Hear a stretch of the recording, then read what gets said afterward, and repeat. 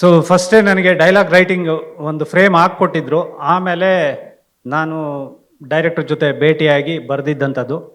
So ಚಿಕ್ಕ ಚಿಕ್ಕ ಒಂದು ಫಿಲಾಸಫಿಗಳನ್ನ ಬ್ಲೆಂಡ್ ಮಾಡಿದ್ದು ಕೆಲಸ ಆಯಿತು. ಅಂದರೆ ಎಲ್ಲ ಆಟಕ್ಕಿಂತ ದೊಡ್ಡದು ಉಸಿರಾಟ. ಮತ್ತು ಬೆಂಗಳೂರು ಬಗ್ಗೆ ಹೇಳಿದ್ದು, ಬೆಂಗಳೂರು ಎಲ್ಲರದು ಆದರೆ ಯಾರ್ದು ಅಲ್ಲ ಅಂತ. ಯಾಕೆಂದರೆ ಆ ಡೈಲಾಗ್ ಬರೆಯೋವಾಗ ನನಗನ್ಸಿದ್ದು, ಇಲ್ಲಿ ಬೆಂಗಳೂರಲ್ಲಿ ಕೆಲಸ ಮಾಡ್ತಿರ್ತೀವಿ, ನಿಮ್ಮೂರು ಯಾವುದು ಅಂದರೆ ನಾವು ನಮ್ಮೂರ ಹೆಸರೇ ಹೇಳ್ತೀವಿ. ಅಲ್ಲಿಗೆ ಹೋಗಿ ಕೇಳಿದಾಗ ಇಲ್ಲ ಬೆಂಗಳೂರಲ್ಲಿ ಇದ್ದಾನೆ ಅಂತಾರೆ. ಬೆಂಗಳೂರನ್ನ ಯಾರು ನಮ್ಮದು ಅಂತ ಹೇಳಲ್ಲ. ಸೊ ಆದರೆ ಇಲ್ಲಿ ಬದುಕ್ತಿರ್ತೀವಿ. ಇಲ್ಲಿ ಒಬ್ಬ ಮುತ್ತು ಕಳೆದೋದಾಗ ಅವನ್ನ ಹುಡುಕೋದು ರಾಗಿ ಕಾಳಲ್ಲಿ ಸಾಸಿವೆನ ಹುಡುಕ್ದಂಗೆ ಅನ್ನೋಷ್ಟು ಕಷ್ಟ. ಸೊ ಮೊದಲನೇ ಗೆಲುವು ನಾನು ಈ ನಿರ್ದೇಶಕರಿಗೆ ಸಲ್ಲಿಸಬೇಕು. ಯಾಕಂದರೆ ಡಿಸೆಂಬರ್ ಅಂತ್ಯದಲ್ಲಿ ಶುರು ಮಾಡಿ ಜುಲೈ ಅಷ್ಟೊತ್ತಿಗೆ ಸಿನಿಮಾನ ತೆರೆ ತಂದಿದ್ದು ಮತ್ತು ದಕ್ಸ್ಕೊಂಡಿದ್ದು, ಜನಗಳು ಅದನ್ನು ಪ್ರೀತಿಯಿಂದ ನೋಡ್ತಾ ಇರೋದು ತುಂಬಾ ಖುಷಿ ಕೊಡುತ್ತೆ. ನನಗೀಗಲೂ ನೆನಪಿದೆ, ಫಸ್ಟ್ ಹಾಫ್ ನಾನು ಡೈಲಾಗ್ ಬರೆದಿದ್ದೆ. ಒಂದು ಸತಿ ಬಂಡೆ ಮಾಕಳಮ್ಮ ದೇವಸ್ಥಾನದಲ್ಲಿ ಅಶ್ವಿನಿ ಮೇಡಮ್ ಅವ್ರು ಎದುರಿಗೆ ಸಿಕ್ಬಿಟ್ರು. ನಾನು ಸ್ಮೈಲ್ ಮಾಡಿದೆ, ಅವ್ರು ಸ್ಮೈಲು ಮಾಡಲಿಲ್ಲ. ಫಸ್ಟ್ ಹಾಫ್ ಮಾತ್ರ ಕೊಟ್ಟಿದ್ದೀರಾ, ಸೆಕೆಂಡ್ ಹಾಫ್ ಯಾವಾಗ ಅಂದರು. ಅಂದರೆ ನನಗೆ ಅದೊಂದು ಇದು ಕಾಣಿಸ್ತು, ಇಲ್ಲ ಈ ಸಿನಿಮಾನ ಏನಾದರೂ ಮಾಡಿ ನಾವು ಥಿಯೇಟ್ರ್ಗಳಿಗೆ ತರಬೇಕು, ಇಷ್ಟು ಬೇಗ ಮಾಡಿದ್ರೆ ಅಷ್ಟು ಒಳ್ಳೆಯದು. ಏಕೆಂದರೆ ಎಲ್ಲೂ ಥಿಯೇಟರ್ಸಲ್ಲಿ ಒಳ್ಳೆ ಸಿನಿಮಾ ಅಂತ ಕೇಳಿಸಿದ್ರು ಕಂಟೆಂಟ್ ವೈಸು ಅದನ್ನು ತಲುಪಿಸೋದು ತುಂಬಾ ಕಷ್ಟ ಆಗ್ತಿತ್ತು. ಯಾವಾಗಲೂ ನಾನು ಫಸ್ಟ್ ಇನ್ವಿಟೇಷನ್ ನಮಗೆ ಸಿಗೋದು ನಮ್ಮ ಚರಣ್ ರಾಜ್ ಮ್ಯೂಸಿಕ್ಕಿಂದ.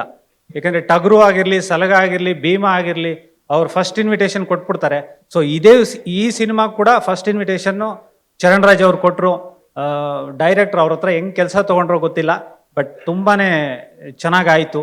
ಸೊ ಇಷ್ಟು ಜನರು ಇಲ್ಲಿ ಸೇರಿರೋದು ಈ ಒಂದು ಸಂದರ್ಭದಲ್ಲಿ ಅಂದರೆ ಯಶಸ್ವಿ ಇದಕ್ಕೆ ತುಂಬಾ ಖುಷಿ ಕೊಡುತ್ತೆ. ಸೊ ನನ್ನ ಜೊತೆ ಕೆಲಸ ಮಾಡಿದ ಸಾರ್ ಮಾತಾಡ್ತಾರೆ, ಆಮೇಲೆ ನಿರ್ದೇಶಕರು ಮಾತಾಡ್ತಾರೆ. ನಿಮ್ಗೆಲ್ರಿಗೂ ಥ್ಯಾಂಕ್ಸ್.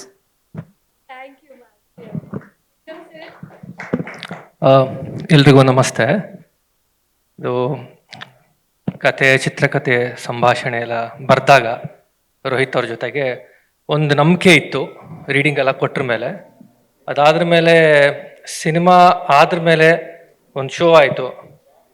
ಆವಾಗ ಒಂದು ರೀತಿ ನಂಬಿಕೆ ಜಾಸ್ತಿ ಆಯಿತು. ಆಮೇಲೆ ಒಂದು ತೃಪ್ತಿ ಇತ್ತು, ಮತ್ತು ಒಂದು ಆತಂಕನೂ ಇತ್ತು, ಹೇಗಪ್ಪ ಅಂತ ಹೇಳಿ.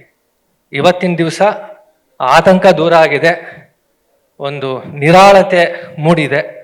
ನಾವು ಅಂದ್ಕೊಂಡಿದ್ದೇನಿತ್ತು ಅದು ಪರದೆ ಮೇಲೆ ಬಂದಿದೆ, ಜನ ಸ್ವೀಕರಿಸಿದ್ದಾರೆ ಅಂತ.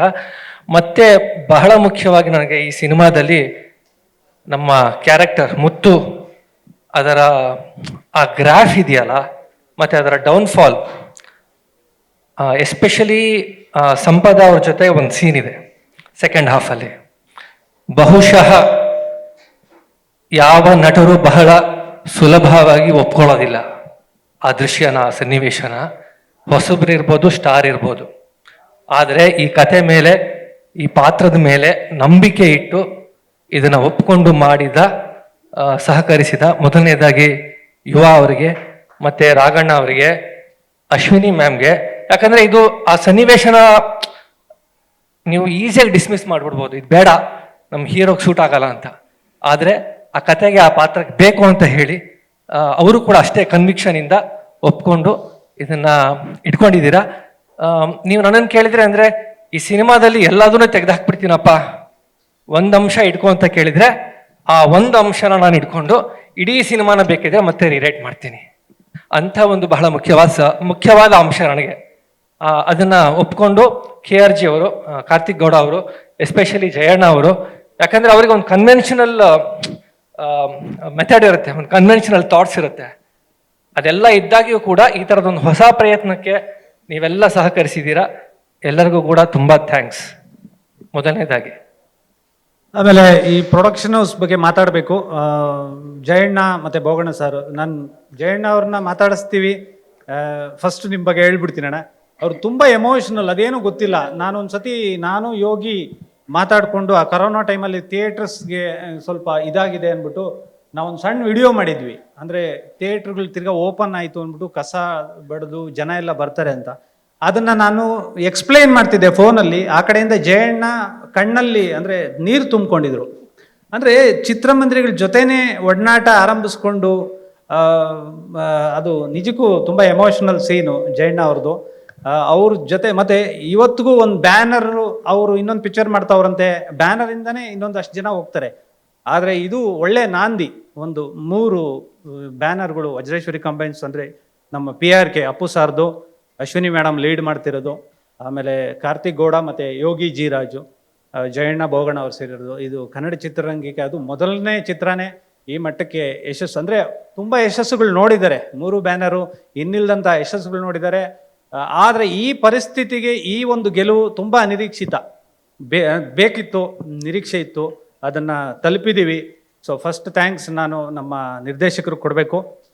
ಆಮೇಲೆ ಪ್ರೊಡಕ್ಷನ್ ಹೌಸ್ಗಳು ಅಷ್ಟು ಇಲ್ಲ ಇದು ಮಾಡೋಣ ಅಂತ ಹೇಳಿ, ಮತ್ತು ಪಾತ್ರವರ್ಗ ನಾನು ಯಾವಾಗಲೂ ಹೇಳ್ತಿರ್ತೀನಿ, ಸಂಜನಾ ತುಂಬ ಗೋಲ್ಡನ್ ಲೆಗ್.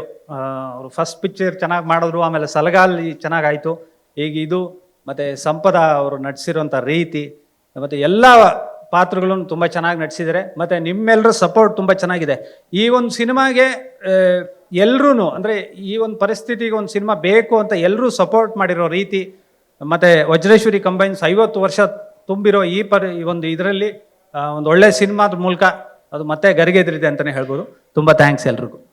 ಮತ್ತೊಮ್ಮೆ ಧನ್ಯವಾದ. Family audience, congratulations. ಒಂಥರ ಡೈಲಾಗ್ ರೈಟರ್ನಲ್ಲಿ ಆಸ್ತಿಯಾಗಿ ಹೋಗ್ಬಿಟ್ಟಿದ್ದೀರಾ ನೀವು.